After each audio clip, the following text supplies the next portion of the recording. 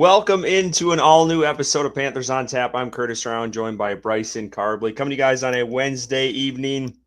Bryson, I thought it was fitting to wear the Carolina Reaper shirt because I heard Bryce Young has been kicking ass at practice. So I got to celebrate. All the Bryce boys are, ready to jump out of their seats and pull out every single receipt that we've saved over the last couple of years. But I'm pumped, as you can tell. It's been a couple of good days of practice, it sounds like. Bryson, how you doing tonight? Good. Yeah, I agree, man. I think it's been exciting to hear about the things that's been going on in camp, and excited for our guests tonight to kind of inform us a little bit more as we talk about over the past couple of weeks. Fans are not allowed there, unfortunately. But we're lucky enough to have a reporter here tonight that has been, and hopefully get some more insight on that exciting information from camp. Yeah, we have a big guest for you guys coming up. First timer on this show. I'm very excited to bring him in.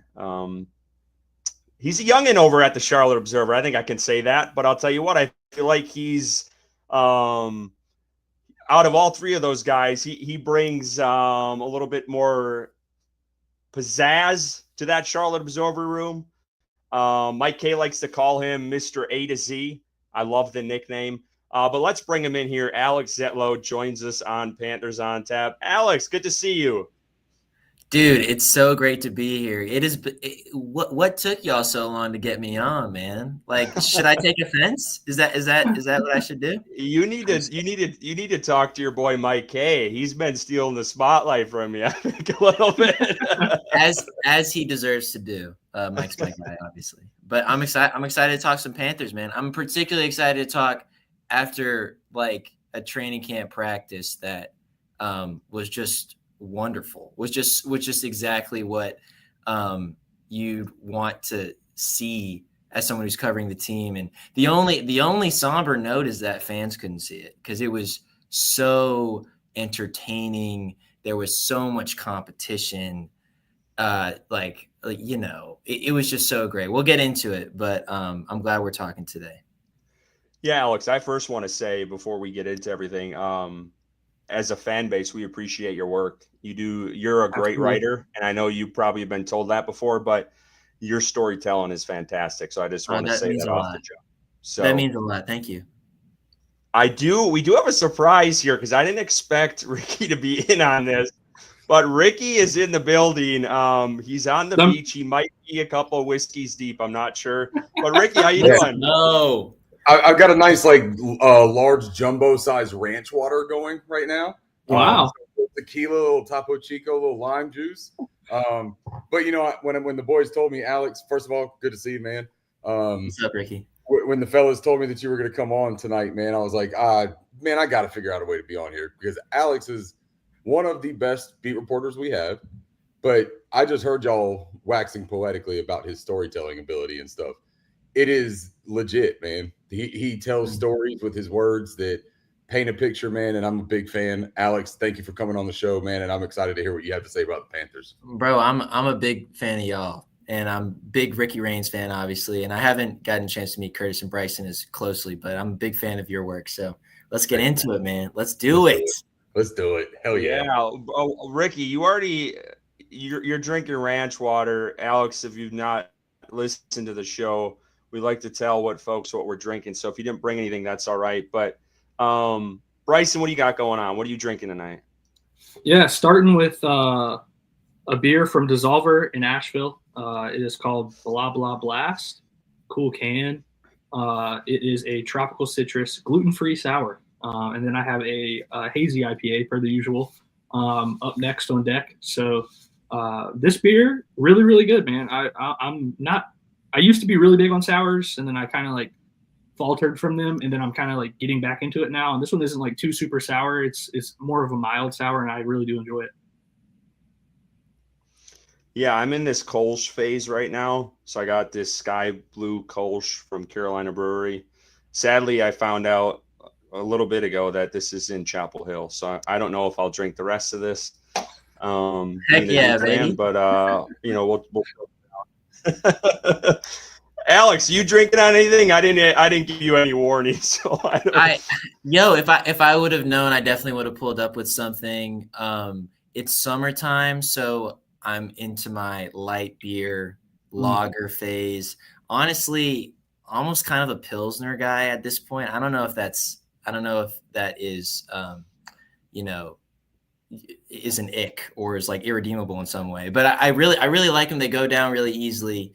Either that, or if I'm in the right mood, I'll drink a Guinness or multiple Guinnesses, Guinness, as we say. So yeah, I'm sorry, but I came empty-handed. I'm like, I don't even have a water next to me today. So. I mean, he might be empty-handed, but he's got a ton of knowledge and stuff that he's about to impart on the entire. Oh my gosh, are y'all just gonna flatter me all episode? Hey, man. I'm down. I thought that's how things got done, Alex. I thought that was just part of business, man.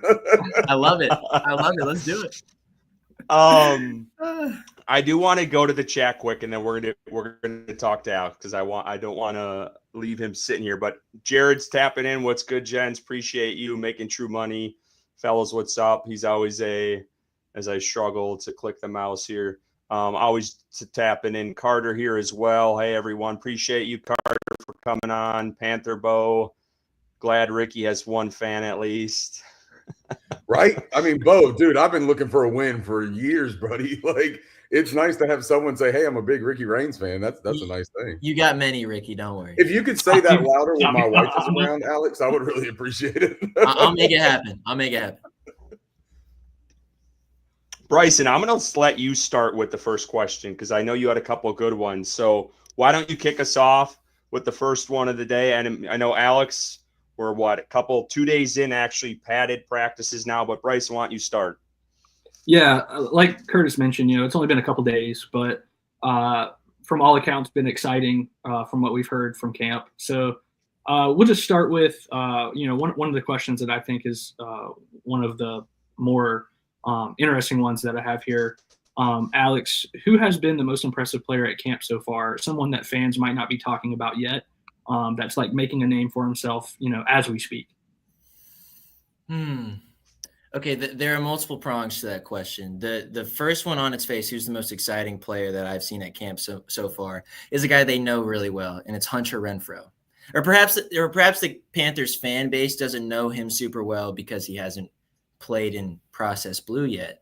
But he has been far and away the most electrifying player in camp, as far as I'm concerned. Now, it's unfortunate because on the most electrifying day, he was actually out today at camp. He had a hamstring thing that kind of overheated on him, and Dave Canales and the coaching staff didn't want him to run when he wasn't like 100% healthy, particularly when he's still tuning his way back to football after a year of being off. But Hunter is for my opinion, like probably I got to be careful about what I say on y'all's podcast because I know you have such a great audience.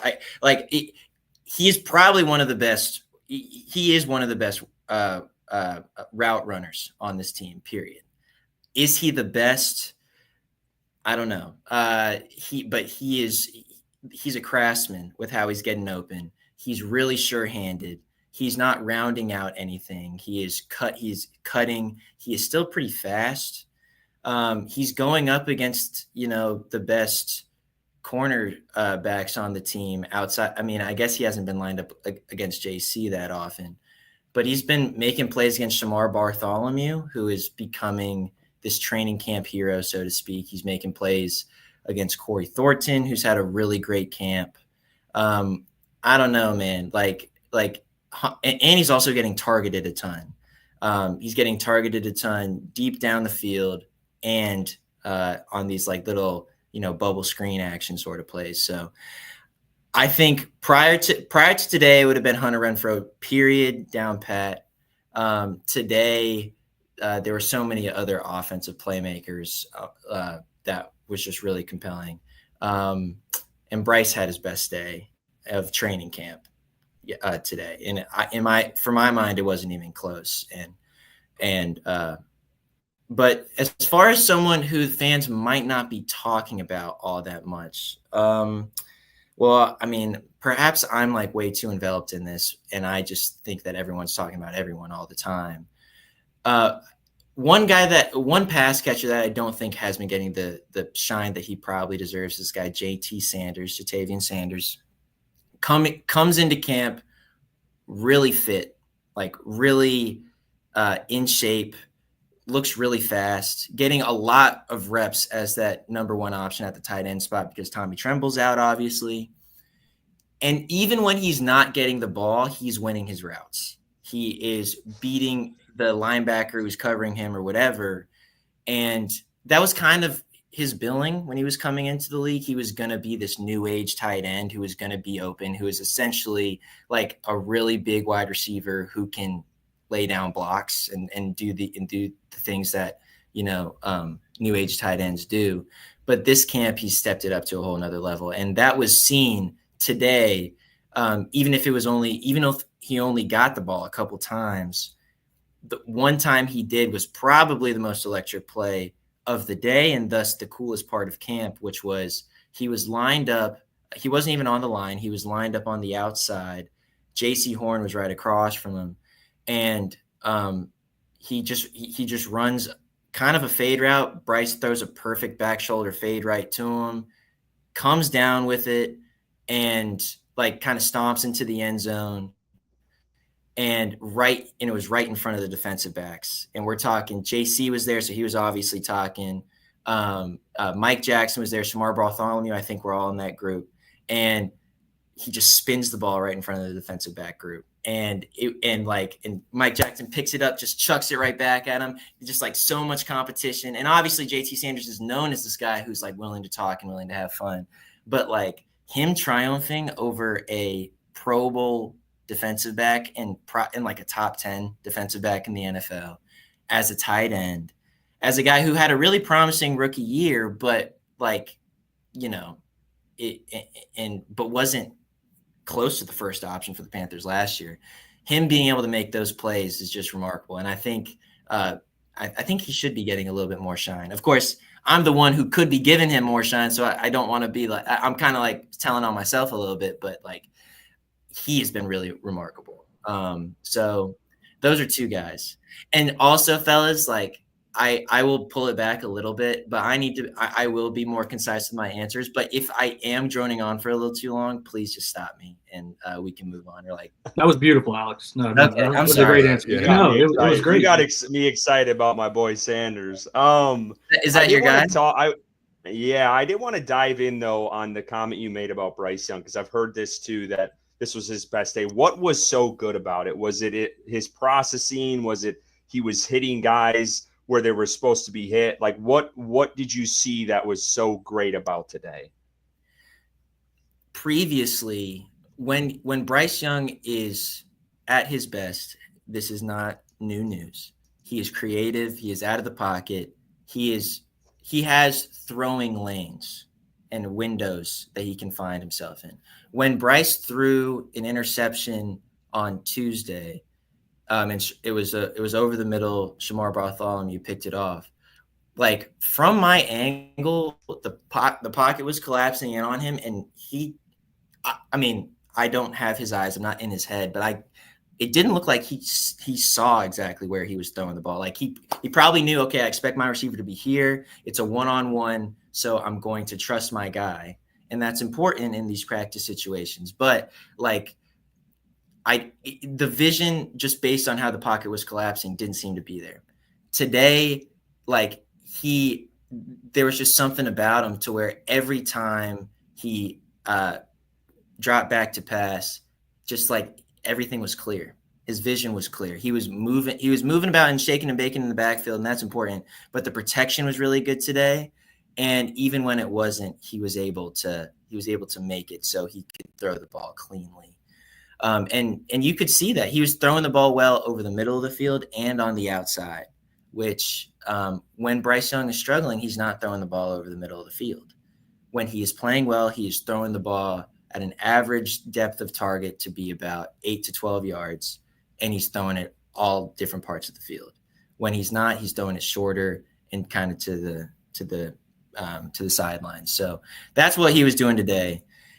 but like beyond just like going over where he's throwing it, how far he's throwing it, man, like there is just a sense of a feeling that you got today that I hadn't felt since week 18 against the Falcons, where like it was one of those things where I'm getting goosebumps just watching him work, because also we're right on the field. That's one tremendous loss that these fans are getting, or they're sustaining by not being at training camp, because you're right on the field. And particularly on red zone drills, when they're coming right at you, you can see everything and you can hear all these people talking, and it's just magical. But it got to the point where, like, I just wanted Dave to exclusively call pass plays because I just wanted to see what he would do. And, like, I wanted to see Teteroa McMillan just do what he could do, because he had his best day of camp today too. It was one of those things where every time he dropped back, I thought something interesting was going to happen. And one play in particular, and then I'll shut up. He scrambled, he got flushed out of the pocket, was scrambling, and the defense was so frustrated that, because the offense had kind of been tearing him up, that normally when Bryce Young scrambles and he kind of just gets like touched or whatever, it's like 2-hand touch, and then they blow the play dead because you're not supposed to hit the quarterback. He is about to scramble into the end zone, and Nick Scott just doesn't let him in. There's a huge thud, and Nick Scott is just like, no, you're not coming in this end zone. And Bryce looks at him and smiles and says, and I don't exactly know what he says, but they start jabbing a little bit. Chuba gets involved, and it's not a full-blown scuffle that happened between Chuba and Trevin the previous 2 days or 2 days prior, but it was something of like, oh, wait, Bryce is agitating this defense so much that they're not letting him into their end zone. And it, like, that was what the day was. I can't, it's hard to overstate how great he was today. Now, I think this was his best day for a reason. I think he needed a day like today, but he got one. So that's good. That's good. Yeah. Can I backtrack just for a second and ask you a follow-up question with the Hunter Renfrow stuff? Yeah, of course. You know, a lot of what you see online, right, is like the theories of, you got this log jam, this hypothetical log jam, right, in the slot with Adam Thielen, Hunter Renfrow, that a lot of people think share the same type of archetype. They're the same type of player, right? They add the same value to a football team, or to an offense at least. Then you got Jalen Coker. I think Jalen Coker's probably going to see a little bit more outside reps, I would guess, if they really like what Hunter and Adam provide inside, right? And you probably want Xavier Legette to do a little bit of moving around and be a little bit more of a chess piece than just sliding him over on the outside. Is there any credence, Alex, in your opinion, to this theory that if Hunter Renfrow keeps showing out, that Adam Thielen could be shopped and dealt and becomes like expendable to this team in any kind of way, even though he literally said he's coming back to play with Bryce, right? But is there anything to that you get a sense that this is something that team might think about or consider? Ricky, you know what's nuts?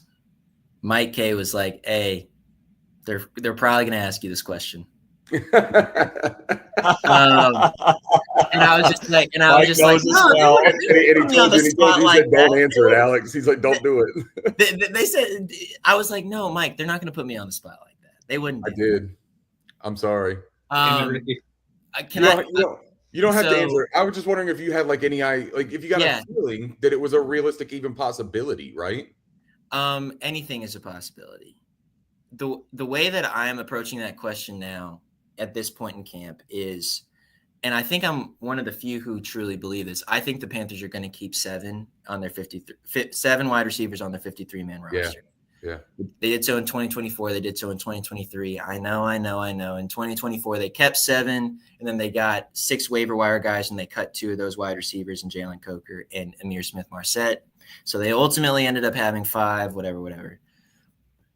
The thing is with this team is like who of the 7 guys, and of course the 7 are Teteroa McMillan, Adam Thielen, Hunter Renfrow, Xavier Legette, Jimmy Horn Jr., David Moore, and then wait, I skipped over some. Oh, and Jalen Coker. Of those 7, who do you get rid of? If you want to cut it down to 6. Some people have posited the idea of initially cutting David Moore and bringing him on the practice squad because he is a vested veteran. And so if he does make the initial 53-man roster, there's some guaranteed money that's required, and he's a bit more expensive by vice of the fact he's been in the league a little longer than some of these other guys, which, by the way, doesn't seem to make a lot of sense to me, but I'm not part of the NFLPA collective bargaining agreements, but that doesn't seem to make much sense. But if you subscribe to that theory, then I guess that makes sense. To your theory of having Adam Thielen and Hunter Renfrow being duplicative, I don't subscribe to that at all. Bryce Young had a completely awful rookie year, but Adam Thielen was part of it. Adam Thielen had a renaissance that year. Adam Thielen was probably going to be the leading receiver last year before he messed up his hamstring and had to miss a whole bunch of games. I don't see the vice in having two guys who, if they do serve the same purpose, why is that a bad thing? If you know what I'm saying? Right. That was Bryce's favorite receiver. What's the problem of having another guy that he's great with, right? And I also think, and I get it. I do get it. But I think saying that they're the same receiver is quite reductive, because Hunter Renfrow is a Pro Bowler who has craftsman-like ability with his route running. Adam Thielen is known to be this reliable, sure-handed guy. They are slightly different. I know that they might look the same or whatever, but they are slightly different. So, Dave Canales is interesting in building, you've probably heard in his press conferences, in building a basketball team with his receivers, a whole bunch of body types, a whole bunch of people. And I think there's truth in that Hunter Renfrow and Adam Thielen are a bit different. But you can never have too many possession wide receivers. I think you do need some explosive guys, but that's what the draft is for. That's what you got Xavier Legette for. That's what you got Teteroa for. It's not bad to have a Pro Bowler and a guy who's undergoing a renaissance with this Bryce Young guy on your roster at the same time. That's my thought. That's my thoughts on that. I know it's a cop out to say that we're going to keep 7 wide receivers, but that's how I stand right now. I think that was a great answer for me trying to blow up your spot early on the show. So you handled that. Yeah, I didn't say, oh yeah, here's who could be a suitable whatever. I didn't do. There's no sound bites that are going to get clipped from that, and all of a sudden you go viral on Goff Kleinman's page or anything like that. You're going to be all right, man. Good. I'll clip it. Don't worry. I do want to get to some of the chat questions, but I also kind of want to get your perspective on the defense, because I know everyone wants to hear so much about the offense. Let's talk about that edge room for a minute. And what have you seen from, both the free agents they brought in? I know Pat Jones was out today, but also the rookies that they drafted. Can you talk about that room a little bit and what you've seen from them so far? Yeah, absolutely. Pat Jones got an interception, which who had that on their bingo card? Not me at all. Right. But out of the 4 main guys, Pat Jones, DJ Wanham, Nick Scorton, Princely Umehm-Yellen, the story has been the 2 rookies. And they've kind of played to how they were going to be billed in the draft. Nick Scorton, this really powerful guy who hasn't necessarily made a lot of plays when it comes to sacking the quarterback or whatever. But he has made a lot of plays in the run game, which in training camp, and I got a bit frustrated about this a couple of days ago. I'm not going to go into the full details about it, but in training camp, it is so hard to detect how well the run defense is doing, because a lot of the offense is, when they're doing a run play, it's a lot of implementing, and the running back has a lot to do with how a play goes in an actual live full tackle environment. And so and also you're not fully tackling in a training camp practice. So oftentimes the running back is just screaming down the field and you think, oh, okay, well, that was good blocking or whatever. But I thought this run defense has actually been really good. And that hasn't and so every time I talk about how good the offense has been, I never talk about the running backs. And whenever I talk about the defense, I'm really just talking about the defensive backs, which is kind of frustrating because, like, you know, we can see like when the inside linebackers are filling their holes properly. We can see when Nick Scorton is setting the edge really well.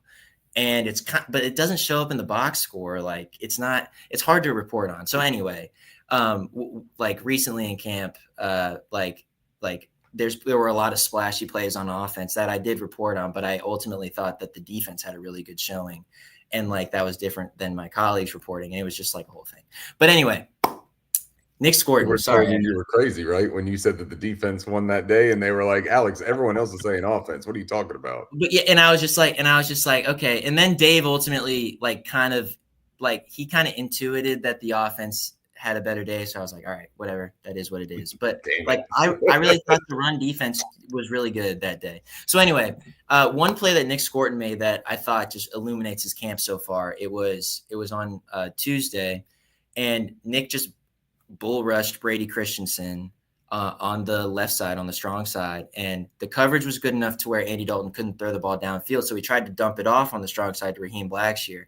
And Scorton was so strong that even Andy Dalton, this like 6'3" guy, like didn't have any space to step up and throw over like Brady Christensen, who was standing straight up. And that blew up a play. And like, I think it ended up being like a 2-yard loss or something. And the defense went nuts over that. That's not going to be something that shows up in Nick Scorton's box score, but that is exactly what the Panthers need. And that's something that they didn't have at all last year, really.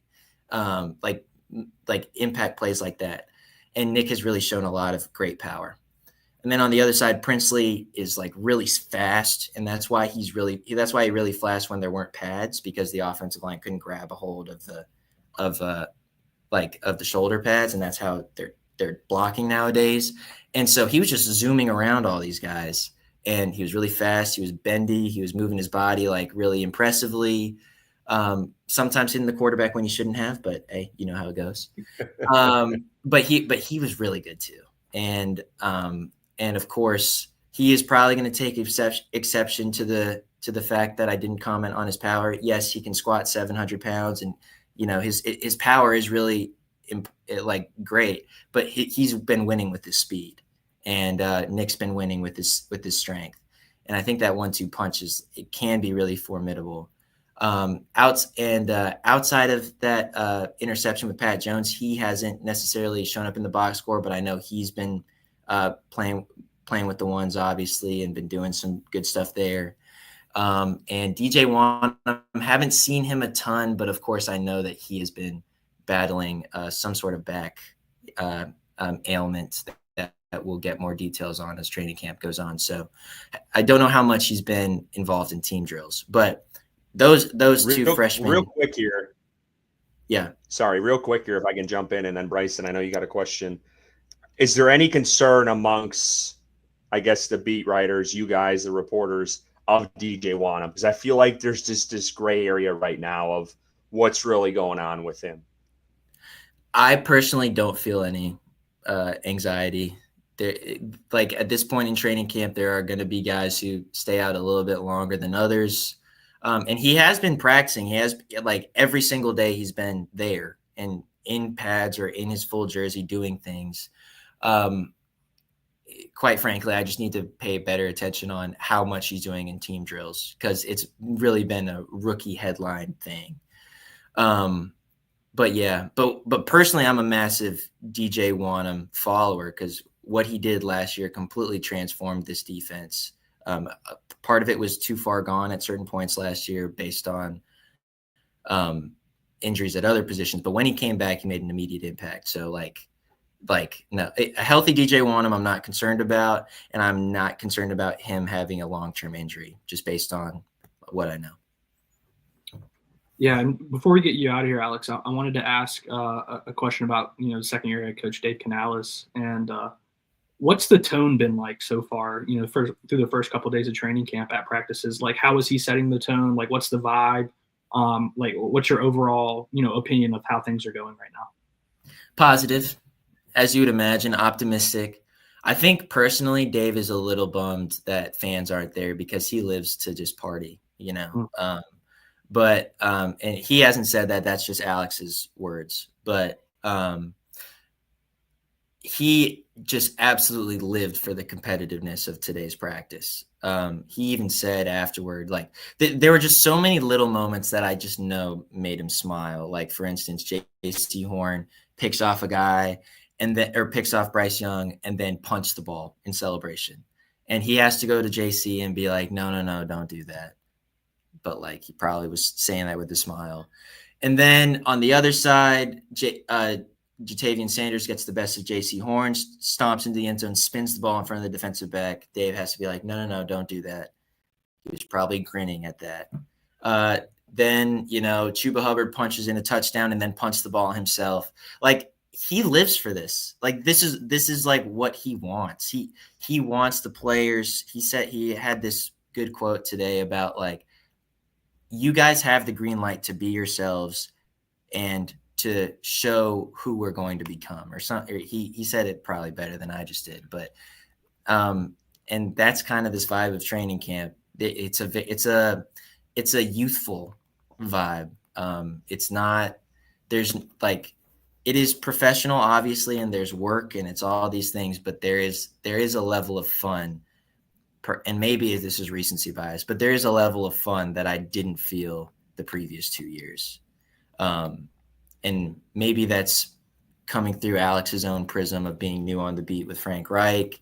And then also, Dave Canales' first year, it was kind of hectic. First year in Charlotte was kind of hectic, but this training camp has just felt different. It's felt youthful. It's felt, like effervescent. Like it's been like awesome to watch. So I think that's the vibe. As far as play calling, I can't really get into too many specifics about that because of NFL reporting rules. But hey, today a lot of stuff was working. A lot of stuff was working on all in the short passing game, in the deep passing game, and in the run game. So yeah, I was pretty impressed. This was the best showing on the offensive side by far. And of course, when the offense thrives, the defense doesn't. And EJ Evero got pretty fired up today and was unhappy with his defense. But I mean, competition is competition, and Dave was living for that. That's stuff I'm talking about. When he said effervescent, when he was describing that, I was like, see, it's like painting a picture, man. Like he's making it sound, it's bubbly, it's lively, it's got body to it. Like, well, they say good writing is show don't tell, and I feel like I need to do more, just like play by play for you guys, as opposed to just like saying random things. But those are just the things that are coming to mind. I think it's tough, man, for y'all, honestly. And I don't know, look, these guys swindled you into this whole 30 minutes, so thank you for giving your time. I don't know how much you got left to you. If I could ask you one more, you think? Dude, I'm good. Yeah, let's go. Okay. Yeah. This has been a player that I think a lot of fans are curious about, and I'll give you two actually, if we could do it, because I think it's very similar for these two. Damani Richardson and Shaw Smith-Wade, I think, are two wild cards in a sense, but they're also very pivotal pieces to this defense, I feel like, for unlocking certain parts of what they want to be able to do, right? Even the way they want to use Trayvon Merrick, I think that Damani or Lathan Ransom, whichever one of them gets the nod, right? I think they play a really critical part in allowing Trayvon to do what they want Trayvon to do and not ask him to have to cover deep third all the time, right? But then Shaw Smith-Wade, man, I think the nickel position has just been in flux, right? They got rid of Troy Hill. They let him go. But Shaw, we don't know. We didn't see a whole lot of it, and he didn't do a whole lot of it in college. He was a boundary corner. So what between those two? We heard Dave talk about the mental aspect, right? The communication for Damani. But from a physical standpoint, what have you seen out of him? Because we can't get eyes on it, right? So what have you seen just from a physical standpoint? Does he look like he belongs in that starting rotation, first of all? And then does Shaw, I know that he's playing a lot of different alignments and a lot of different positions. They're tasking him with a lot of work. But does he seem like the starter at nickel? And is he also the first guy up on the outside if something happens to Mike Jack or JC? Okay, let me tackle Damani first. He is absolutely a starting caliber NFL player. He was the Panthers' best tackler last year, and he's only gotten stronger. For my money, he was the Panthers' best tackler last year. I'm sure that you guys have your own opinions, but he was the surest tackler in my eyes, which is crazy considering he was an undrafted free agent and he wasn't even considered one of the 3 starting caliber safeties that were going to start the year. That the Panthers were going to start the year with. Yeah. And he just had he was a hero emerging from training camp. He was another guy who made the 53, got cut, had to just spend a lot of time on the practice squad. And then once he finally got his chances in NFL games, he started starting and he never looked back. Like Damani, I think, is the second best safety right behind Trayvon. So, and because Damani is like really good in coverage, but it is like truly a versatile safety, it does open up a whole bunch of possibilities for Trayvon. I don't know Trayvon Moehrig. I don't know how much I'm allowed to say when it comes to like where they're lining up in training camp. I will say though that there have been many, and I hope I don't get in trouble for this. There have been many defensive packages that had 3 safeties on the field, and Trayvon is floating, and he's either playing. And I don't think he's playing either the nickel or he's being even closer to the line. Like he's everywhere. He like ask anybody. He is everywhere and he will do everything. So I think having Damani really opens up a whole bunch of possibilities. And I think and Lathan has proven that he's a really hard hitter. But sleep on Damani at your own peril. Like he's really special. Like, so Damani's my guy. And so then you asked about Shaw Smith-Wade, who is like Mike K's guy. And I do think it's fair to think that he'll be the number 3 cornerback. I mean, you obviously have a lot of cornerbacks on the roster, on the 90-man roster, because they're such ripe opportunities for special teams. So you got a lot of guys on there. But I think when you look at these cornerback room, it's probably Mike Jackson, J.C. Horn, Shamar Bartholomew, who has had just a really good training camp. And then I was shocked to hear you talk about him too. Was I the only one, Curtis and Bryson? Like, was I the only one that was taken back when he said that Shamar was? I almost spit my drink out when I saw that today. And not in a disrespectful way to Shamar, but like I hadn't heard that much about him. And then you also mentioned who's the other guy out of Louisville? Thornton. Yeah, Cory Thornton. Yeah. And he's having a great camp too. He's had a really good camp.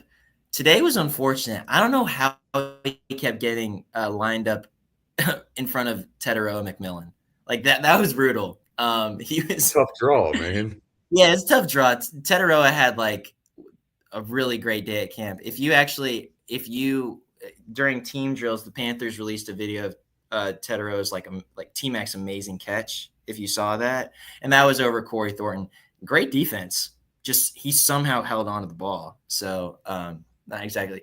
But yeah, no, Shamar's had a great summer. Like he is having the summer that Damani Richardson was having last year. Ooh. And that's really good, for obvious reasons. And we asked Dave about that, and he basically explained like, yeah, it just took him a while to learn the scheme. And now that he knows where to be, he is always where he needs to be, and his ball skills have always been there. So he's made a lot of plays. Shaw is everywhere he needs to be in training camp so far. In fact, he dropped 2 sure interceptions today. Like if Shaw picks off Bryce twice and there's a 3rd JC interception, am I this like enthusiastic about Bryce's day? Probably not.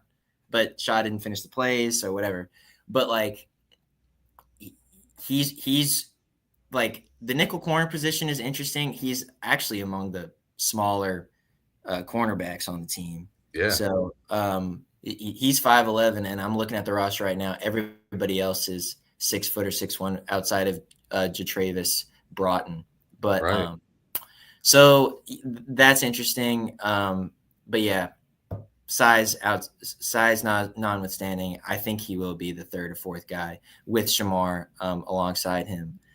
Yeah, this cornerback room is probably not as deep as some fans would prefer, but it's not in in terrible shape at all. At least what we can see from training camp.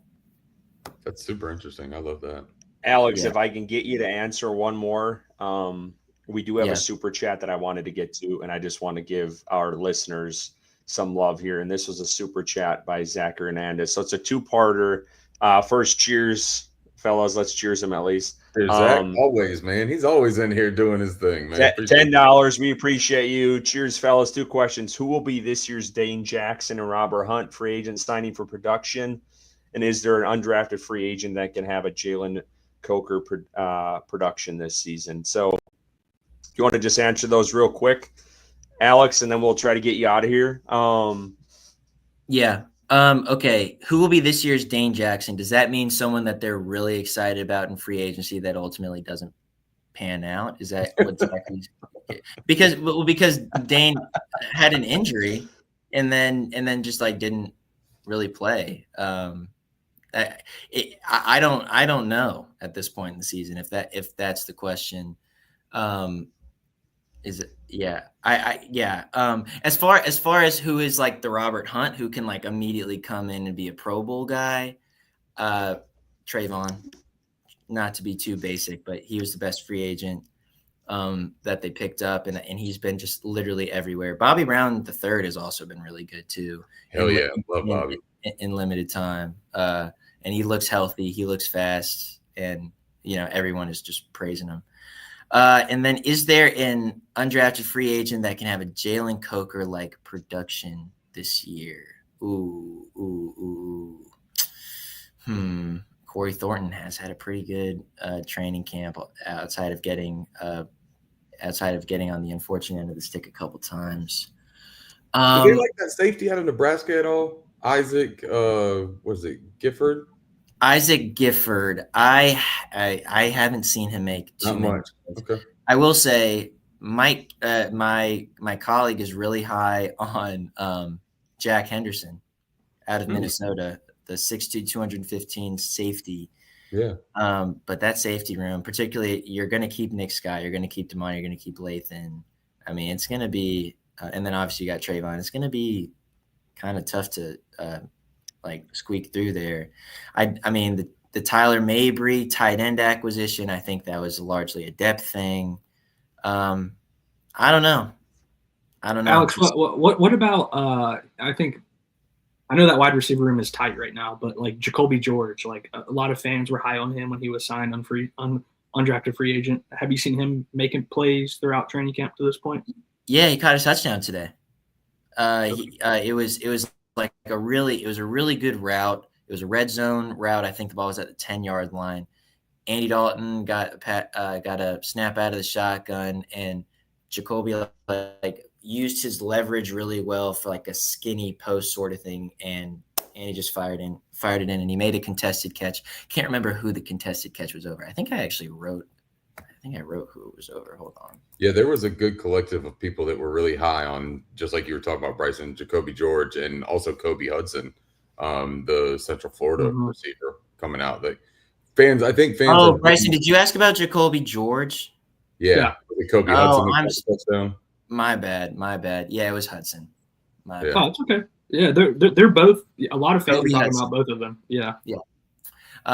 Yeah, my bad. Yeah, but Kobe Hudson had a touchdown. Did not see. I think Jacoby George had a nice catch as well. Also delivered from Andy Dalton, but or was that T.J. Luther? See, here's the issue with all these wide receivers. They're like there's already so many to keep in touch, keep track of, like who were drafted and who were like the team picked up. So the undrafted guys, it's a really uphill climb to like shine in this group. So yeah, take my ramblings. It's not a bad problem to have at all. Not a bad problem to have at all. I'm going to squeeze one more in here, and then we're going to get the hell you out of here because we keep adding it. But anyone who knows me, I'm going to do as much as I can until I can squeeze it out. Real quick on the center competition.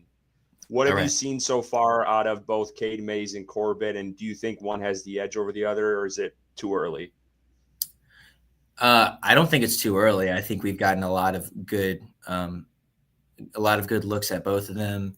They've both been running with the ones, aka they've both been with Bryce Young calling the plays behind them on different days. It's hard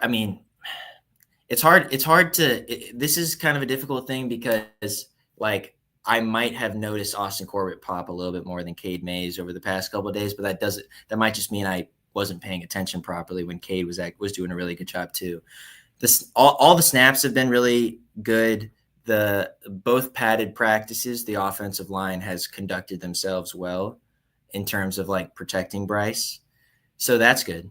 I wrote this before, and I think it stays true. I do think Austin Corbett is the starting center come this year. And whether that means Cade just becomes, the sixth man on the offensive line or they figure something else out with him, that remains to be seen. But I think Austin will be the guy. On Tuesday, man, he made 2 plays that reminded you how good he was. He won with his brain. There was a play, it was 11 on 11 work, and there was just a play where you literally just saw him point and say, hey, this is where this is coming. And he literally knew exactly where the stunt was coming. A defensive end, I can't remember who, just did a simple stunt, and Austin was right there to accept him and blocked him, and Bryce had a great window to throw the ball. And then there was another time when, and I think Austin was actually running with the twos this rep, where he snapped the ball to Andy Dalton. They did this play action pass screen thing, which I'm not a huge fan of that, and dumps it off to Raheem. And Austin is just sprinting down the field and just paving away like he's Daniel Boone up in Appalachia. And it's just and he's keeping up with Raheem. He got a couple yards head start and stuff, but he's running, and he's really fast and he's really athletic. And I'm like, oh yeah, Austin's more than just a sage kind of presence. He's also really athletic. And really Cade is athletic too. He's really versatile too. He played fullback a couple downs, his first in Panthers land. But sometimes you just need to be reminded visually how athletic Austin is. So that's a long-winded way of saying I do think Austin's going to be the guy, but I don't think it's an obvious answer. I think if you ask another person on the beat, they might say something different. But that's just what I've seen so far. I think that's a good thing, though, because that means that you got 2 good quality players, right? If there's a little bit of difference in opinion. But I'm with you, Alex. Honestly, man, I've always thought that Austin Corbett was the better player. And I say better subjectively, right? That doesn't mean that Austin or Cade is a bad player. But when Austin is healthy, man, that was a really good ball player. I think the only impediment that I ever saw for him was being healthy. He's got to just stay healthy and be on the field, and he's really good. I want to give you one more kudos before you go. I'm not going to ask you a question because I'm not going to do what Curtis does. I'm not going to try to extend your time here. He's the villain of the show, right? I'm just the beach Ricky who's over here drinking ranch water in his laundry room of his beach. Yeah, have y'all finished your drinks yet? Where y'all at? Come on. The beauty about ranch water. I don't know if anyone has ranch water. The beauty of this thing is it's supposed to water down, and then you just top it off with more tequila so that it makes a new cocktail every single time you do that. Okay, so there's some Jose Cuervo behind the camera that you're pouring into it. Jose Cuervo, no, man, I'm almost 40. There's El Tesoro in here. All right. Okay. But I wanted to give you kudos. I don't know why I said that, but hey, whatever. Yeah, Jose Cuervo was like my spring break from high school or something like that, maybe. I wanted to give you. Ricky's like, Alex, you need to grow up, bro. And I'm like, yeah, no, not at all, man. Enjoy your youth, man. Trust me, mine's fleeting. Enjoy yours, buddy. But the way you answered the question about Dane Jackson, I just want to tell you it hit home for me for this week. Because you were very straightforward about that. And you're like, I don't really know what the answer is on that. But I don't know what you're asking. But this guy didn't perform the way that people thought he was going to, right? He was underwhelming. That's the kind of honesty, Alex, that I think a lot of fans really appreciate from you and Mike. Both of y'all at The Observer, and Scott Fowler does it too, right? But I think y'all are a little bit more in touch with the fans a little bit more. Y'all interact with the fans a whole lot. But your team over there at The Observer, man, y'all do a great job of giving fans real answers and honesty and perspective and context, man. And I appreciate that about you. And I just wanted to give you one more, buttering up the roll before you get out of here so that you maybe will come back and talk to us a little bit more about the Panthers. Yeah. Oh, well, thank you. I love it. And the Dane Jackson thing was like purely that's exact. I mean, I just didn't really know how to answer it. He's a great guy. Great It guy. wasn't a bad thing. But that's Yeah, you real. didn't say That's what we anything bad. like. I think It's you were real. Well, honest about it, he though. battled injury and then like, you know, like it's hard to get back involved. And then like everyone on the team struggled with tackling last year and he was a part of that. So, you know, it was tough, but yeah, no, I appreciate the kind words and I appreciate what y'all do. And like, you know, hopefully I didn't ramble too much. Hopefully you're going to invite me back on, but we'll see, man. Oh, yeah. We'll see. No, Curtis, hey, Curtis doesn't want you to leave. He's trying to figure out how to trap you here for the next hour. Yes, but y'all, that's a nice thing. But y'all also said the same thing about other guests, like, "Oh, he does this for every guest." So you made me feel. You didn't make me feel special at all. Who have we done it for, other than maybe your colleague Mike, who we also are just big fans of, man? Yeah. Which I wanted to add.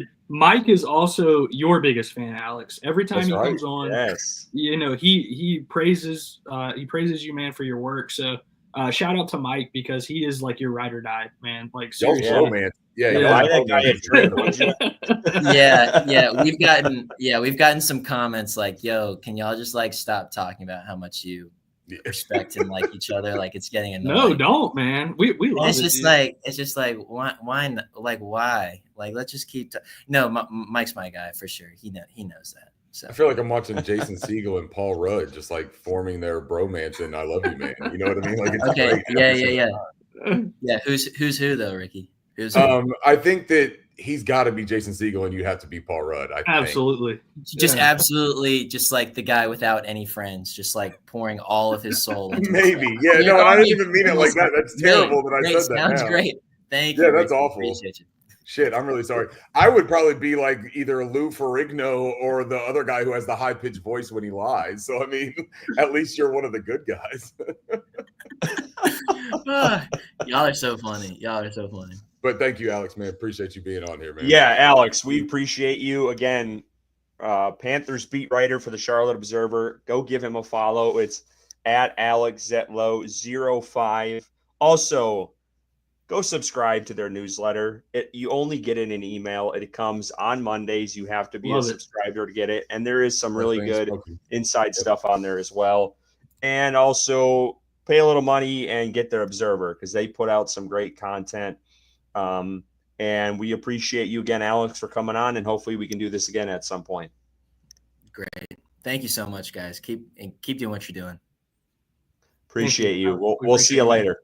Yeah, thank you. Okay, do I leave here? You can dip out. Yep, you're good. All right. Appreciate you. Have fun, guys. Thank you. Yeah. Bye. See ya. Sorry, I also at the end there just swiped out. That's Beach Ricky. I mean, you're getting the entire thing here. I'm doing this from a laundry room right now after we just the man's on vacation. Yeah. And tuned in to the Panthers on Tap live because he wanted to talk to Alex Zietlow and hop on with the boys and talk about the Panthers training camp and Bryce Young's best day. I mean, everybody give a shout out to Ricky, dude. Like, I'm gonna be honest. If I'm on vacation, let's see the love from the chat. We got Jimmy Buffett. Ricky is a vibe. Wasting away in Margaritaville. I love that, Keaton. Nailed that, dude. Send that 100%. No, but look, boys, I'll be honest with you. I told you, I was like, if I can get on, I'm going to get on. I love talking about Panthers football, and I haven't been able to keep up with training camp. So tonight actually was great, man. I almost got to like jump into this thing with like a fan vibe with Alex, where I got to just catch up a little bit, man. And that's what's so beautiful about like our beat reporters. They can tell you what's happening. If you miss out and you're not like focused on it, because I haven't been focused, guys. Like I've been down here on a boat. I've been jumping off a dock. I've been trying not to just hurt myself and get sunburned. Like I'm acting like a 38-year-old boy, right? Like I'm figuring this shit out this week. But this was great to come on. Alex was terrific. Y'all, I am gonna leave you to yourselves here though for the rest of this episode. That's totally fair. I'm gonna go down and put the rest of the tequila up to here. And then I will talk to y'all about 11 o'clock in the morning tomorrow. Ricky, you enjoy vacation, Ricky. Brother. Say hi to the family for us. Yes, sir. See y'all, man. See ya. And Curtis, before we get into the super chat here, I just wanted to reiterate with Panthers fans, man, how special it is to have reporters like Alex Zietlow and Mike Kay and Sheena and these other reporters that are in Vashti that are there, at training camp, have these media credentials, these passes to get behind the lines, so to speak, and then also have the involvement in the fan community that they do amongst Panther fans. It's not common. This isn't a common practice amongst NFL fan bases, but we are lucky to have that here in Carolina. So shout out to those guys, man, and women. It feels really good to have that, to know that fans aren't allowed at training camp, but we have these people that are willing to share with us, and I'm just so appreciative of that. Yeah, they're definitely filling the void for us. As much as it sucks we can't be there, that's not going away. But for them, all of them across the board, between the daily podcast, the exclusive interviews, it's all great, and we do appreciate it. So just cheers to them. So we'll cheers to that because we're going to keep drinking anyway. And then we're also going to cheers one more time here to Thick Nasty, 199. How about that monster day for T-Mac? Cheers, fellas. Cheers to that. We were just talking about that before we got on here. Yeah. And I will say, guys, that guy T-Mac, and I know Bryson will probably go on a rant about this, but God damn it, he is going to be special. I don't want to jump the gun on it, but man, is he making some beautiful catches and shit we have not seen in Carolina, I don't think, ever. We have not, even in the Kelvin Benjamin days, even the big target days of Kelvin Benjamin, the Steve Smiths, the Muhammad, I don't think we've seen this yet, and it's exciting as hell. So anyway, I think all of us have this same sentiment that Thick does as well. So again, he was outstanding today, and it's good to see that early on from the rookie. Yeah, and it's going to be exciting to see it Saturday at FanFest. I highly recommend, if you're able to make it out and show your support for the team. This is one of our few opportunities to see them throughout training camp. Before preseason starts. But yeah, monster day for T-Mac. I'm going to say this. I told you so. This guy is going to be a legit number one wide receiver, and I'll go as far to say an elite number one wide receiver. He has everything that makes up that type of player, that type of wide receiver in the NFL. A lot of the haters and the doubters throughout the draft process, he doesn't love football. He doesn't separate. And I think we're easily seeing it a couple days in the padded practice. That's not true at all.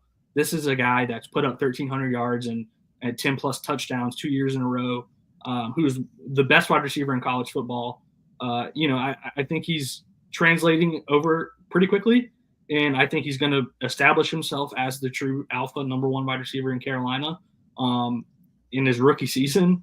And I truly believe this guy's going to be vying for offensive rookie of the year. So I'm excited for it. I think today is just like the surface of what he has, what he's able to do. And I think he's going to continue to translate that onto the field in games on Sundays. So I'm excited about it, man. I really am. And the sky's the limit for T-Mac. Yeah, before we get to this next super chat, I do want to touch on one guy here quickly because I don't think we've talked about him enough, and he got enough shit last year to last a lifetime, and that's Xavier Leggett. The guy has had a great camp so far. Yep. He's catching passes. You don't see many drops. He looks fast. I tweeted the other day, he's putting his route, the stuff he's learned with Route God to work. I've watched 10-minute videos, 15-minute videos of Route God trying to train him this offseason, and seeing that put to work and put on the practice field. He had that really nice play against J.C. Horn, like a little stutter midway through his route, and burnt him deep. So I think Leggett deserves some credit where credit's due. If you're going to shit on the guy, you better, hype him up too when he's playing well, and he deserves that so far. And we'll see as that translates into preseason games. But I just wanted to highlight him quickly because I think he has shown out as well in camp as a guy, who deserves some praise. I wanted to get to this super chat here quick. Mike Hollinger, appreciate you, $2. Great interview. Thanks for putting together. We appreciate it, Mike. We told you guys we are going to do our best to get folks on here throughout training camp that are actually there, because we get a minute 15 little highlight video. Okay. And we get little snippets here and there, and tweets from the beat reporters every day. But when we can actually get someone in that's watching it daily to give you guys that inside access, that's what we're here for. That's what we want to do. We want to give you guys what we can't see, because we can talk as much as we want about those little snippets we see, but when there's actually someone who's there, it gives you guys a little bit better perspective. And that has been the goal of this show from the beginning, giving you guys stuff that you don't get anywhere else. So we appreciate you, Mike, for the $2. But yeah, I mean, I think Alex touched on a lot of stuff and a lot of good things. I'm loving the praise, and I think it's been across all of the reporters that Damani's having a pretty good camp so far, which is good to see. It's good to see that he kind of confirmed the 3-man looks with the 3 safeties. I think that is interesting. And maybe he wasn't supposed to say that. I don't know. But we appreciate it. That's a little snippet for us and everyone who's tuned in, that they are giving more of those looks with that defense, because that was something, what are they going to do once Josie Jewell left? And that might be the answer. You might see all 3 of those guys on the field, and you might see not as many inside linebackers out there. That was one question we didn't get to with him. But yeah, I mean, it's good to see that, these guys that I think a lot of the fan base, and I don't knock anyone for this being a Damani guy, but there was uncertainty at that position. There still probably is some uncertainty with folks who is going to be that starter aside Merrick. But I think Alex put it pretty well to that night that Damani is set. Like, he can start for this team, and he's done well up to this point. So that was one of the things I took away, obviously being a big fan of his. But any other observations, Bryson, from training camp, things that popped out to you either today or the last couple days since we haven't been able to talk? Yeah, I mean, he touched on it, man. Hunter Renfrow, dude.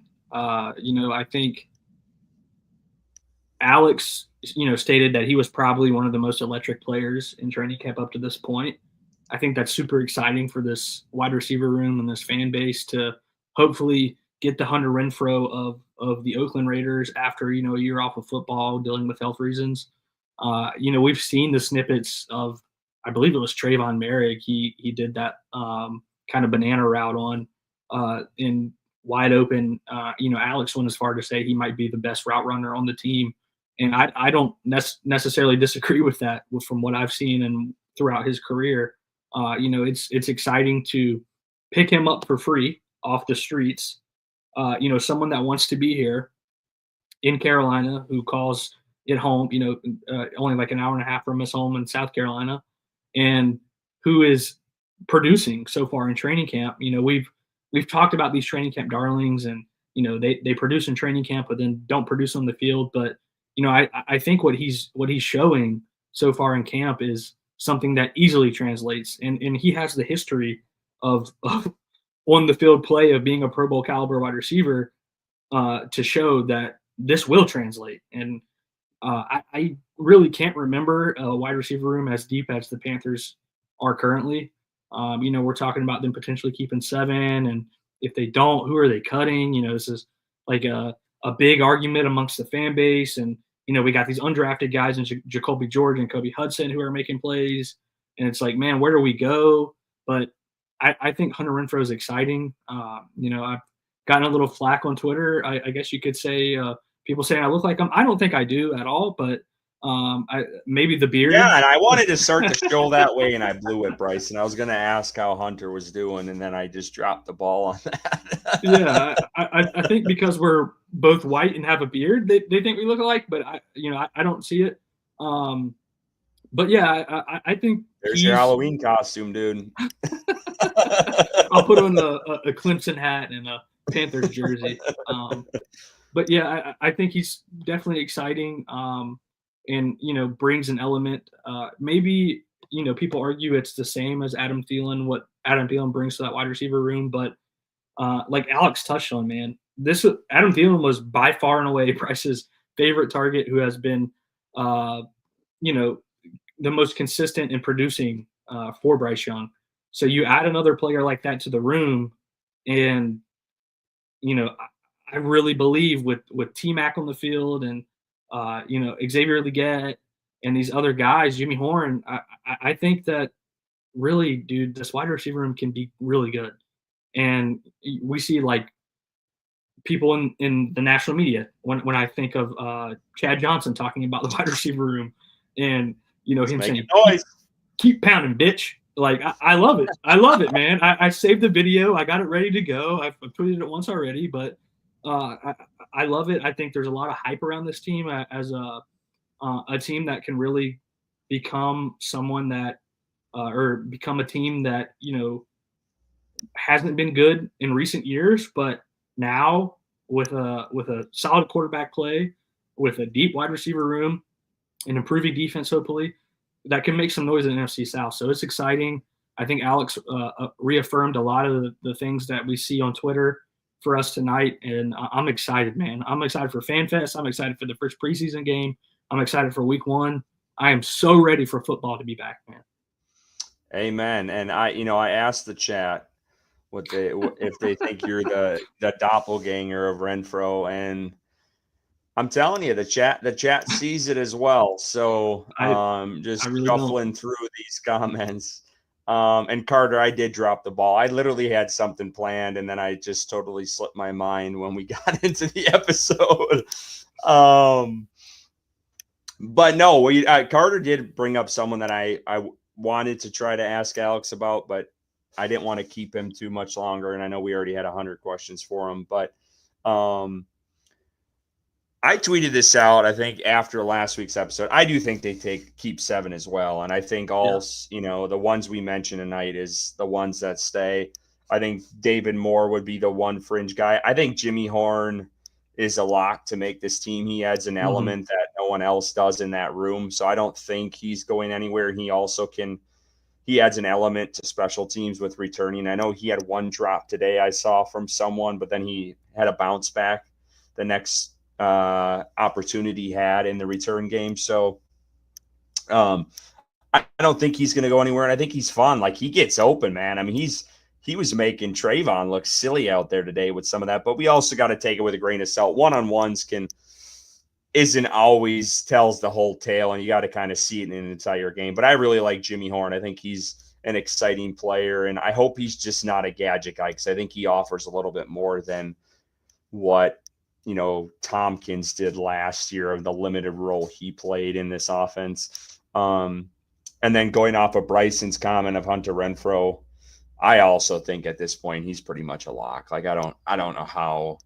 they would go into, and I know a couple months ago I said this was probably just a great training camp story, but he has really proven like he is back to the form he was early on with the Raiders. Like the Lad McConkey before Lad McConkey, the OG Lad McConkey. Like, that's what you're seeing right now. He's healthy. I know there's a hamstring issue today, but like, for the most part, he is over what was holding him back this past season, what kept him out an entire football season. So I think both of those guys are locks. I would be shocked, stunned, unless like some crazy injury came out where he wouldn't make the 53. I think that's almost settled at this point, honestly. There was a couple other things I did wish I would have gotten to hear from Alex, because I'm curious, who is the next man up when it comes to these tackles? I know that conversation kind of crept up today with Taylor Moton, and he had a pretty emotional response to, hey, what if this is your last year in Carolina? And deservedly so. Like, the guy has poured everything into this team and has put his body on the line and has been one of the most consistent players for this team in some of the worst moments of this entire franchise.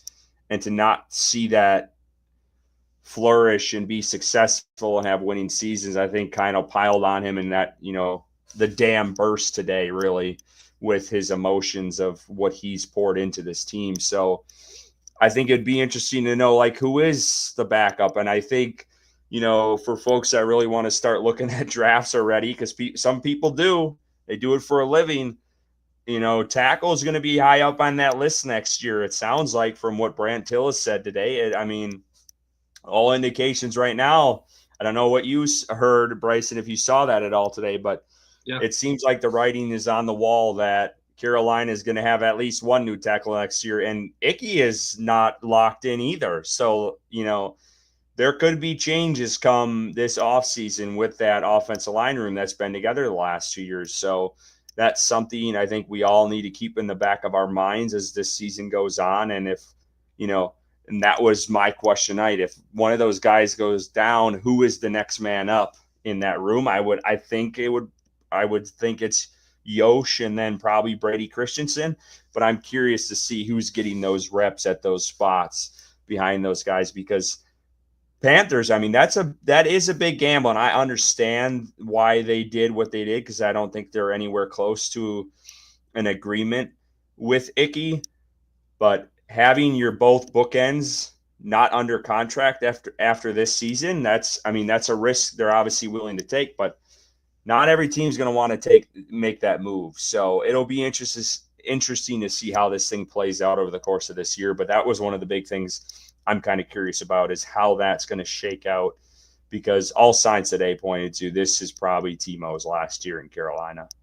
Yeah, you mentioned Brant making the comment that they're going to do what's best for the Panthers organization. He's not committing to moving on from Taylor Moton and not committing to signing him. I think those comments are what you say, Curtis, writing on the wall. And with Taylor Moton's emotion that he showed in this presser, to me, being an outside person looking at that, seems like they've had conversations about, this might be your last season here in Carolina, and we might be looking elsewhere going forward. But they're playing with fire, not having their bookend tackles under contract. And, we see the Rashawn Slater deal get done. I believe he was the highest paid tackle, left tackle in football, now with that new contract. And, I think obviously unless Icky takes a significant step back, we're going to be looking at a similar type contract for him moving forward on that offensive line. But I think Alex did mention when he was talking about Nick Scorton, Christensen was getting some of those reps at tackle. I guess it would be left tackle, probably there when Scorton kind of pushed him back into Andy Dalton. So that's interesting to hear there that, Christensen, who was, I think, graded as one of the highest ever left tackles in college football by PFF, continuing to get those reps as a versatile offensive lineman that he is. It's interesting going into next year. We might have two different tackles. I believe Icky's still going to stick around. I think the team likes him. I think the front office likes him. It's just a matter of numbers and getting him somewhere where he agrees and the team is comfortable paying. I think this year is really important for him. If he continues to play, take a step forward, then we're looking at that contract similar to Slater's. But if he takes a step back, then that might be where we're okay. This is how you're playing. You haven't earned a contract like Slater, who has been consistent and really one of the top level linemen in the NFL. So it'll be interesting to see how Icky plays in a contract year, quote unquote, and how that results in a new contract for him here in Carolina. Yeah, and the other option too is, do they slide Icky to the right side after this year? And maybe that's where the difference is coming in, is they're not comfortable paying him that left tackle money, because that's what their vision is they'll slide him to the right. Once Taylor Moton's out of there, he'll be a right tackle bookend, and then you draft someone. Because, it's no secret, and it's been reported, the Panthers were looking at Membo at pick 8 this year. Yeah. And, obviously they went with Tedero McMillan, but there was rumblings that they would have looked long and hard at it if Membo was there at 8. So if they already have that in the back, if they were already thinking that this year, that ain't changing. Like, the situation hasn't changed. So anyway, and there's, from people that do this every day, and I'm talking about the guys that cover the draft and that's all they do for a living, several people are saying this might be a better tackle class this upcoming season than it was this past year. So that's another thing to consider. So anyway, I think they have options there, and I think that's why they've kept it open. And they're just kind of far apart on Ickey. But someone had asked, I think it was Mike Hollinger, if they keep one, who would it be? I think Bryce and I both agree it's Ickey. And, we'll see how that shakes out. Thick Nasty says he doesn't want to see Moten go. Makes me so sad to see. I mean, I get it. Like, I'm a big Taylor Moten guy. I think Bryce and I both have been huge fans of his ever since he's been on this team. So I agree with that sentiment. But, we'll see. I mean, availability is sometimes your best ability. And if he's dealing with nagging injuries and they got to keep him out and hold him out of practice, we'll see if he holds up this season. But if you're dealing with those same issues, I can't knock a front office from going separate ways with that, because I think that is the smart approach, whether you're emotionally attached to this guy or not. I get it. I understand it. But I also see the business side of it too. On the flip side, and this was one thing I wanted to kind of talk to Alex about. Again, we run out of time, but I've seen some things that Ejiro Evero has been acting a little bit differently, almost like a sense of urgency from that side of the ball, which I'm not knocking. Like, I think that's a good thing, but I wanted to bring that up because I've seen that across Twitter over the last couple of days, and I think it's interesting. Obviously, we know, what the big question to start the offseason was, is he going to be back on the staff? And obviously Canales spoke very highly of him and likes him. He sticks around even after being the Panthers having the worst defense historically ever in the entire league, statistically wise. And, they bring him back. And, it seems like everyone, at least from the fans' perspective, he is on the hot seat to start this year. And I guess really across the league, I would say everyone is kind of in that understanding. But I think it's a good thing. I don't think it's a bad thing. I think Sheena had tweeted out something today like, this is the most fired up I've ever seen Evero, which is good. And, he was pissed because the defense, it sounded like the offense had a better day, even though the defense did make plays, had an interception or two and stuff like that. But, you like to see that. You like to see that urgency from a staff because, they did fire some guys. They did bring in some new faces on that coaching staff this year. They obviously added some guys in free agency and drafted some rookies too to add to that defense. But to see that from the staff across the board, I don't know, man. I'm feeling good about a lot of this shit. Like, I love what I'm hearing so far out of this team on both sides of the ball. Even if it's, the offense had a better day than the defense, you're still, getting a push and a care and a competitiveness across the board from all sides of the ball. And I don't know, it's almost a relief in a sense as a fan, because these guys, and it's not just, well, they care, but like, these guys truly give a shit, and they're trying to sharpen each other's iron here and try to get better. So I love it. I don't hate any bit of what I'm hearing so far on that end. Yeah. And I think it's, when we talk about Evero and the history with Evero on the Panthers team as a coach, them denying interviews for him for other teams, and there being rumblings that Evero didn't want to be here, and that he wanted to move on from the Carolina Panthers, and it had coaching interviews and all these other things going on. To see that fire from him, or to hear about that fire from him, not to see it unfortunately, but to hear about that fire from him, from reporters that are there at training camp, a different side that we haven't heard of from him. I think it shows passion, and it shows that he cares and wants this defense to improve, not only for his own job, but for the team. When you're coming off the worst season ever in NFL history as a defense, he wants to see that growth, and he's providing these guys with tough love. And I don't think that's a negative thing at all, right? Like, they've added to this defensive line. They've added to the secondary in Trayvon Merrick. We need to start seeing some progress, and apparently Evero wants to see it immediately. And if he's not, he's going to call you out. I don't have any problem with that whatsoever. I think Evero knows what he's doing. I think he's a super smart guy. Curtis, you've been a big supporter of his throughout his time here, and I think he really was derailed last season from injuries. You know, it wasn't like this defense was loaded with talent and it was just underperforming. This was a defense that had guys on it that I can't even remember their name that aren't on the team anymore starting. And, Evero was he was trying to make chicken salad out of chicken shit, as the saying goes. And unfortunately, it was chicken shit, and he wasn't able to make chicken salad. But, he's got Derek Brown back now, who's, kind of sounds like slow rolled into it with some, days off here and there. And then all these additions, whether it be through the draft or through free agency, we need to start seeing some progress. We need to see the defense win some days, and that's what Evero expects, and that's what he wants. And if you're not performing, he's going to call you out. I think that's what a head coach or what a coordinator is there to do. And he's holding his guys accountable. I have no problem with that whatsoever. I actually appreciate it, and I think that's what this defense needs.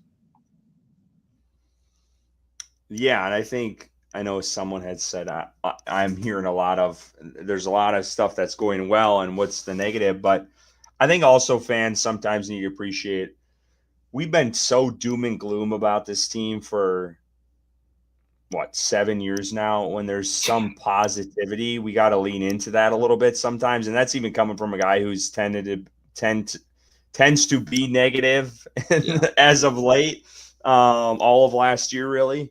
So, there's obvious things. There's injury concerns for me. I know Alex said, he might not be concerned about Wanham, but I definitely am. I for a guy that they, expect to have a pretty big year, I'd like him to be out there right away. I think it's fine and dandy for these rookies to flash here and there, these edge guys in, practice, but let's see what they do against another NFL team. So that's a whole different story. So I would like those guys not to be thrust in so early if they really don't have to. So, that is one of my concerns. And we saw the Pat Jones injury, and I don't want to diagnose what he's kind of dealing with, because I know he has been – that just kind of circulated today, and it sounded like it wasn't super serious for Pat Jones. But, that's another thing that, like, they expect this guy to have a pretty big year this year in Carolina. So that's another guy who I'm keeping an eye on, and I can't find I don't know if you know what his injury was, Bryson, but I know there was something where he is not part of today's full on practice. I think he was working off to the side. But those things creep up. Say that again. I don't recall seeing it. Okay. And maybe Jack can help us out here, because I know I heard it. I listened to his presser, and I can't remember exactly what it was, but okay. So those things come up, and those things do concern me, because I got Joe Person tweeted Pat Jones. Yeah, he has an upper respiratory illness. So yeah, so it was okay. So it wasn't anything crazy. So that is good, I guess. But like those things, when those things come up, the Wanham thing especially, makes me hit the alarm bells a little bit, because I know that room is expecting a lot out of some of those guys, and this gives the rookies an opportunity in practice. So that I don't mind that, because that gives them good reps against the ones in training camp, and that's kind of what training camp is really for, to see what you got. But when we start creeping into preseason games and we're still talking about a Wanham injury, that's when the alarm bells are going to start to go off for me, especially. There's one other thing I want to touch on, and then we'll get out of here, and that's special teams, because we didn't talk about that at all. But we have a kicking competition right now, and it sounds like these kickers, they've been missing as of late. I thought I saw today that Fitzgerald was 2 for 5 on the skinny posts. but it sounded like if it was, the regular in the NFL games, they all would have been made. So we have to kind of take that into consideration as well. But yeah, it's not great when you're seeing your kickers miss in practice, and you really don't know who your kicker is going to be, and both of the guys are missing. It's not like one is doing better than the other. It seems like it's pretty even field. But from all indications, at least for me, Bryson, it's what are these guys doing in preseason games? I think that's what it's going to come down to when it's all said and done. You can calculate all the misses in practice, but I think honestly, when Canales sees these guys kicking in an actual game, that's going to tell the tale of how he feels about this kicking group, because it is really a question mark right now. But I think once the lights are on an actual preseason game, and it might take 2 games, and I hope it does, because I don't want them to rush this like they did last year, and then Mevis is one of the best kickers in the UFL, like we saw. So I hope they take their time with this competition, and I know we don't want to put too much into kickers and punters and special teams, but hey, man, when games are close and you need that kicker to come through, we're all going to be sending out those tweets as fast as you can type them. So they do need to get this right, and I don't think this needs to be brushed under the rug. This is as important as anything else with this competition. You need to find a kicker who you can rely on, and you're not punting when you have a 53-yard field goal, and you can have some confidence knowing that you're at least going to have the leg to get it there. So just wanted to touch on that. But any thoughts on the kicking competition so far? Are you as nervous as I am, or are you just kind of waiting to see what happens in the game? Yeah, I think it's important to see what happens on the field, whether it's a preseason game or not. I think there's still pressure for the kickers to make the kicks. I'm not as worried about them missing on the skinny goalpost, whether, being like a sixth of the size of a regular goalpost or not.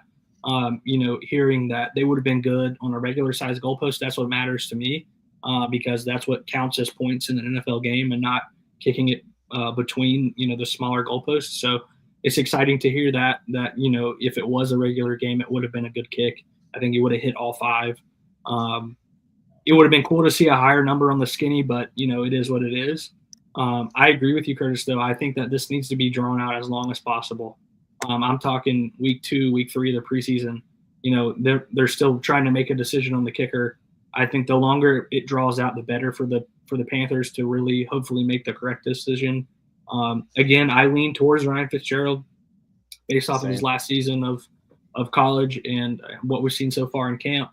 I think Matthew Wright is a serviceable kicker. I think if they go that way, I'm not too upset, because I'm happy that they moved on from Eddie Pinheiro from last season. But if it were me, I think the excitement surrounding Fitzgerald is a little bit more culpable than Matthew Wright, who we've seen on an NFL field before. So I think the competition, it breeds nothing but hopeful success for this unit. And then you mentioned the punter. I think the punter is a super underappreciated aspect to an NFL team. We've seen it year in and year out in Carolina, where punters struggle to pin teams inside of the 10, inside of the 15 on the Carolina Panthers. And with a defense that has historically in the past couple of years not been very good, you need as much field as possible to get a stop. And when your punter is shanking it, or, not getting it past the 20-yard line and giving them more field to play with, or less field to play with, then I think that's an issue. So hopefully I think Sam Martin returned to practice, if I'm not mistaken, recently. And, hopefully we get to see some of those reps from him as well. But yeah, special teams is an important, area of the ball. They talk about 3 phases. They don't talk about 2 or 1. They talk about 3 phases of a team, and important for them all being successful. So special teams is included on that. And I think, making the right decisions in those areas is important for a team's success, because we've seen game in and game out in the NFL and on the Carolina Panthers where a kick makes a difference, a punt makes a difference. So making those right decisions in those areas can lead to wins and losses. So drawing this competition out, I think, is a good thing for this team. Yeah, I think Nasty brings up a good point. Ricky low-key avoiding this episode so he can't admit that just shows us the way he's showing up. Hey, man, I agree. Bring the ranch water back. Where the hell is he? Hey, man, you see it, and you do have to temper expectations when it's training camp. I get it.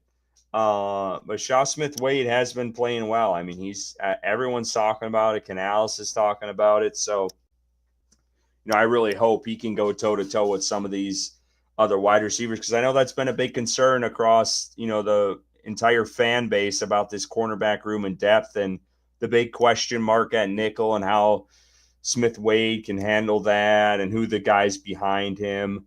I do pump the brakes on some of this stuff because I know there's been guys who play really well in training camp, and then when they actually go against another team, it's a totally different story. So when I see things like Bartholomew making plays, you got to temper expectations, and I'm a little bit harder because we saw that guy in games last year, and I didn't think he played very well. So some of those things I do pump the brakes on a little bit. But then I'm also on the other end. I'm like, damn, JT Sanders is killing it. So I'm playing both sides here a little bit. But no, it's good to see. But I think we're going to wrap up tonight's episode. I didn't even, we didn't even get to tease the giveaway. But it's been rolling across the entire screen, the entire episode. The Musim Muhammad signed jersey that Ricky has. It's framed. We will be giving that away in a couple of weeks. We're trying to finalize a couple things, but we'll have a set date when that giveaway is, and put it out a little bit more on Twitter and push it out. And but again, just send us a screenshot. Let us know you're subscribed to the YouTube channel to enter. We'll give that away to one of our listeners. This is just a way to give back to y'all for us hitting 1,000 subscribers on YouTube. So we do appreciate you guys as always. And we got 470 some people listening. If you do not subscribe to our YouTube channel, please do. It's a simple click of the button. It'll alert you when we do live streams, upload new videos. So we would appreciate you guys. And Bryson touched on it before. Fan Fest is coming up this weekend. Saturday, we only get 4 opportunities to see this team before the season starts. So if you don't have anything going on Saturday, go to the stadium, watch practice. It sounds like they're going to be full pads. I'm hoping it's going to be as spirited as it was today at practice, and we actually get to see some action, and it's not just them in shorts, because that most of the time Fan Fest is kind of boring and it's more family oriented. No knock on that. There's great fireworks show and laser show and everything else, but it would be good to kind of see these guys up close, playing physical, and seeing what we got out of this team, since all the fans aren't going to be able to experience that much this off season leading into the regular season. So if you guys are going, let us know. We will be there. I think we're going to go. I didn't even talk to Bryce about this, but I've seen a couple content creators. They're going to be going and meeting up at the Roaring Riot tailgate. So we'll probably hit that up for a little bit before we get into the stadium on Saturday. So if you're going, let us know. Say hi. We're going to be in section 109. I think row, I don't remember, row 2 maybe. We're really close. So if you guys see us, say hi. Don't be afraid. I know we might look a little. Bryson will look the same. Just if you see Hunter Renfrow walking, it's him. But do not be afraid to say hi to us. Come up, say, and let us know who you are, and we like to shoot the shit. So we would appreciate if you guys do that, and we hope to see a lot of you there this Saturday. I know Bryson's excited. I'm excited. I'm praying. I'm hoping the rain holds out. It's looking like it should. And it's going to be night. It's not going to be, desert temperatures in the hundreds. So that's also good. But yeah, we're pumped. And I hope to see many of you there. But until then, keep pounding.